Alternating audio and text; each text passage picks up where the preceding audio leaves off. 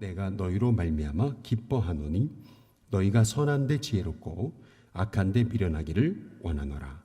평강의 하나님께서 속히 사탄을 너희 발 아래에서 상하게 하시리라. 우리 주 예수의 은혜가 너희에게 있을지어다. 나의 동력자 디모데와 나의 친척 누기오와 야손과 소시바더가 너희에게 문안하느니라. 이 편지를 기록하는 나 더디오도 주 안에서 너희에게 문안하노라. 나와 온 교회를 돌보아 주는 가이오도 너희에게 문안하고 이 성의 재무관 에라스도와 형제 구아도도 너희에게 문안하느니라. 나의 복음과 예수 그리스도를 전파함은 영세전부터 감추었다 뒀다가 이제는 나타내신 바 되었으며 영원하신 하나님의 명을 따라 선지자들의 글로 말미암아 모든 민족이 믿어 순종하게 하시려고 알게 하신 바 그 신비의 계시를 따라 된 것이니 이 복음으로 너희를 능히 견고하게 하실 지혜로우신 하나님께 예수 그리스도로 말미암아 영광이 세세 무궁하도록 있을지어다. 아멘. 드디어 로마서의 마지막 성도들에게 전하고 있습니다. 이 이단의 특징을 보면은 17절에 보면은 너희가 배운 교훈을 거슬러 이렇게 얘기하고 있습니다.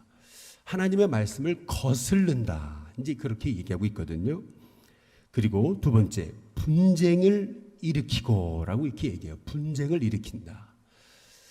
교회 안에서 교회가 하나 되지 못하게 자꾸 분쟁을 일으키는 것, 이것은 하나님이 기뻐하시지 않는 것임을 우리가 알 수가 있습니다. 그리고 세 번째, 거치게 하는 자들, 이제 이렇게 얘기하고 있거든요.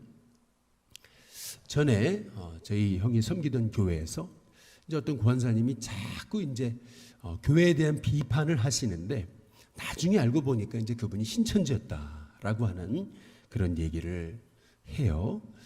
그러니까 오늘 말씀대로 이렇게 교훈을 거스르고 그리고 분쟁을 일으키고 또 거치게 하는 것, 이것이 하나님께 기쁨이 되지 않는 것임을 이제 사도 바울이 얘기하고 있습니다. 근데 특별히 18절에 보시니까 이 이단의 특징, 그것은 그리스도를 섬기지 않고 자기들의 배만 섬기는 것이다라고 이렇게 이제 말씀하고 있거든요. 이렇게 이단치고 어떤 이런 탐욕과 이제 결부되지 않은 이단은 이제 사실 없는 것이죠. 그래서 많은 영혼을 미혹하기 위해서 교활한 말 그리고 아첨하는 말로 순진한 자들의 마음을 미혹한다. 이제 사도 바울이 이제 앞으로 경계할 이단에 관해서 이렇게 성도들에게 주의를 주고 있거든요.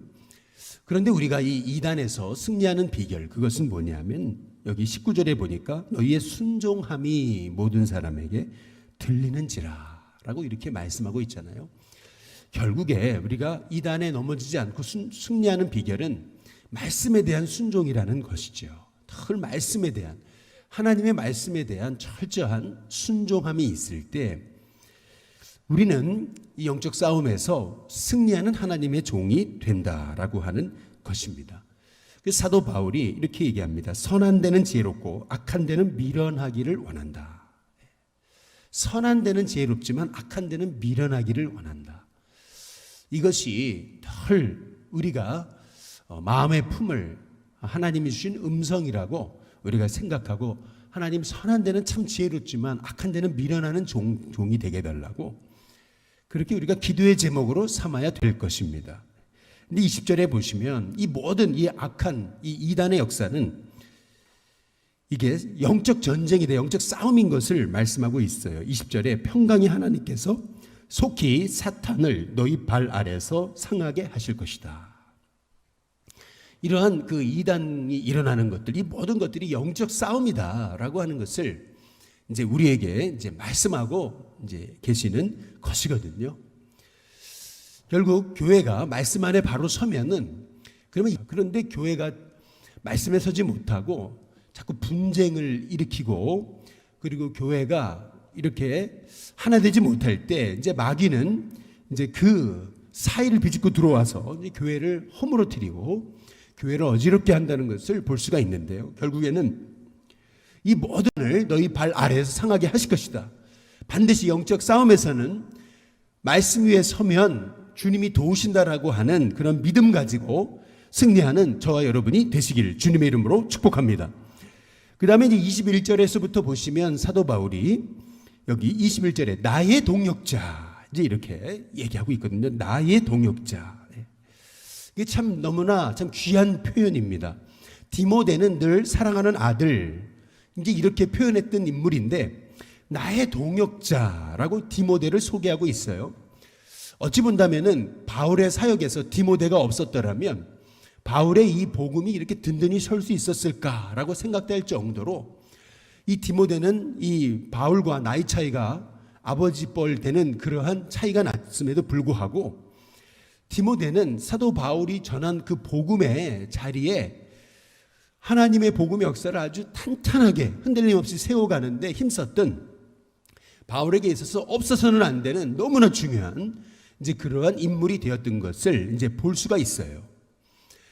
빌립보서에 보시면은 2장에 디모데를 소개하기를 자기의 뜻을 구하지 아니하고 우리와 마음을 같이 해서 정말 진실하게 복음을 위해 그렇게 주님이 기뻐하시는 뜻을 품고 나아갈 사람 이 디모데밖에 없다 이렇게 소개하고 있거든요.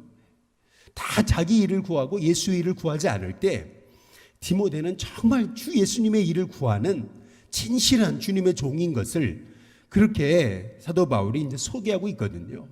많고 많은 그러한 사도 바울 곁에 많은 사람들이 있었지만 진짜 복음을 위해서 사심 없이 오직 예수 그리스도의 복음을 위해서 자기의 개인적인 이득과 욕심을 위해서 복음을 위해 뛰어가는 것이 아니라 정말 사심 없이 복음을 위해서 오로지 예수 그리스도 일만 생각하고 달려갔던 진실한 인물 이제 그 사람이 이제 디모데라고 사도 바울이 빌립보서 2장에서 아주 자신 있게 소개하고 있는 것을 볼 수 있거든요.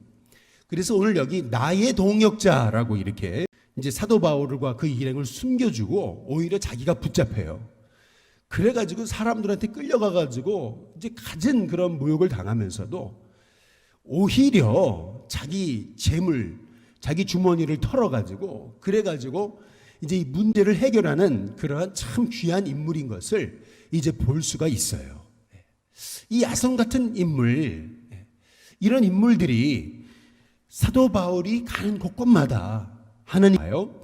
더디오는 바울이 눈이 안 좋았잖아요. 그래서 이 말씀을 대필해 주었던 그런 인물이고 23절에 보면은 가이오 같은 사람은 아주 굉장히 이렇게 그 재력이 있는 사람이었던 것 같아요. 온 교회를 돌보아주는 나와 온 교회를 돌보아주는 이렇게 얘기하거든요.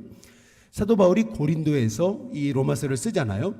그런데 사도 바울을 그렇게 곁에서 돌봐줬던 이 더디오와 같은 인물, 이 가이오와 같은 인물, 이 가이오와 같은 이 인물 이렇게 자기가 가진 물질을 가지고 주님을 섬겼던 그 인물이고요. 그리고 여기 이 성의 재무관 에라스도라고 이렇게 얘기하는데요.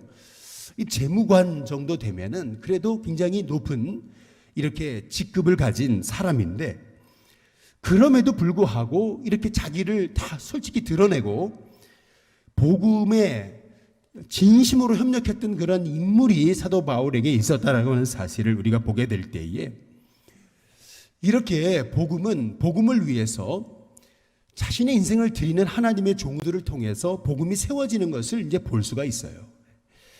그래서 이제 25절에 보니까 나의 복음은 이제 이렇게 얘기하거든요. 얼마나 사도 바울이 확신을 가지고 로마서 1장에서 복음을 부끄러워하지 아니하노니라고 이렇게 얘기하거든요.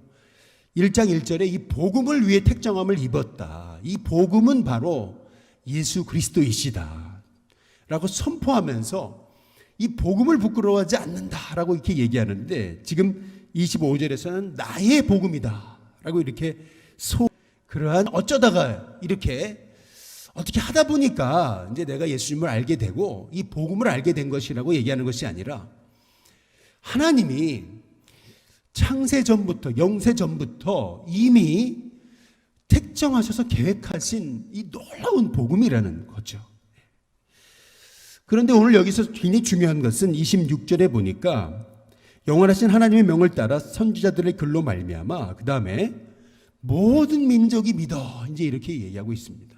모든 민족이 믿어 순종하게 하시려고 알게 하신 바 이제 이렇게 얘기하고 있는데 저는 이 한 단어 이 모든 민족이 믿어라고 하는 이 말씀에서 근대 선교는 윌리엄 캐리를 통해서 시작되게 되었는데 그동안 이 중세에는 엄청난 이 복음의 암흑기가 있었잖아요. 그런데 이 사도 바울은 예수님을 알고 만나고 복음을 알고 나서 그의 마음은 전 세계에 죽어가는 영혼에게 있었다라고 하는 것이에요. 그 복음을 이렇게 받아들이고 나서 어떻게 이 전 세계 민족과 영혼들을 향한 주님의 마음을 품었을까? 이 바울이 정말 하나님이 택하셔서 부활의 주님이 그를 만나주시고 그에게 이 감추었던 이 복음에 처박혀 있어도 거기에는 벌들이 몰려오게 돼 있습니다. 꽃이 벌들을 쫓아가는 것이 아니라 벌이 꽃을 쫓아오게 돼 있는 거죠. 마찬가지로 복음이 있고 정말 주 예수님의 말씀이 있는 곳에는 하나님의 종들이 세워지고 또 오게 돼 있고 또 일어나게 돼 있는 것이죠. 그래서 사도 바울이 이 복음의 확신과 비밀이 있었기 때문에 가는 곳마다 하나님께서 이런 놀라운 하나님의 사람을 붙여주시고 일으켜 세우셨던 것을 볼 수가 있습니다.